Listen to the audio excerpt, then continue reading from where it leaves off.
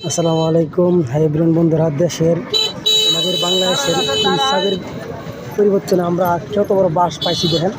ওই যে ব্রিজের নিচে এত সুন্দর একটা ব্রিজ, আমাদের একটা হুল নেত্রকোনার বাসায় কই আমরা হুল এই হুলের তলে দেখেন আর একটা কত বড় হুল হয়ে রয়েছে। এই দেখেন কত বড় হুল দেখছেন। এটা হচ্ছে আমাদের এলাকার উন্নয়নের চিত্র। বাংলাদেশের রাবক বলেরা এভাবে উন্নয়ন করে। ভাঙ্গি ফেরে যেতে হবে রাস্তা।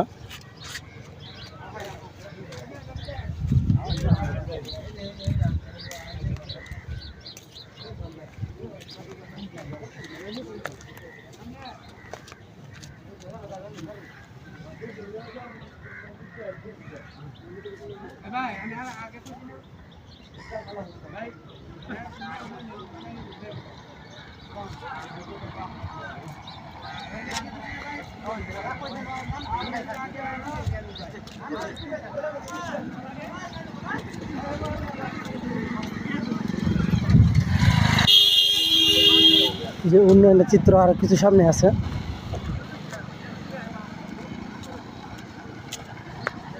ভাঙ্গা ফিরে গেছে গা কিছু কিছু লোক আছে। আওয়াইন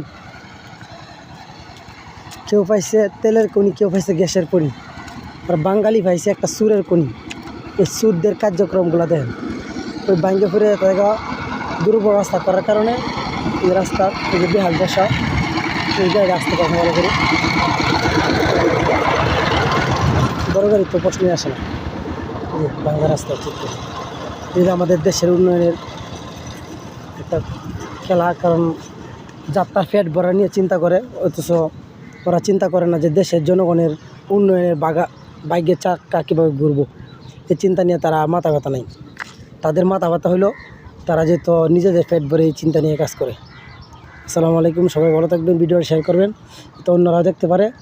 এই দানকুনিয়া ব্রিজের এই ভাঙ্গা বেহাল দশার যে অল্প রাস্তা, গাড়ি যাইতে পারে না, ওই জন্য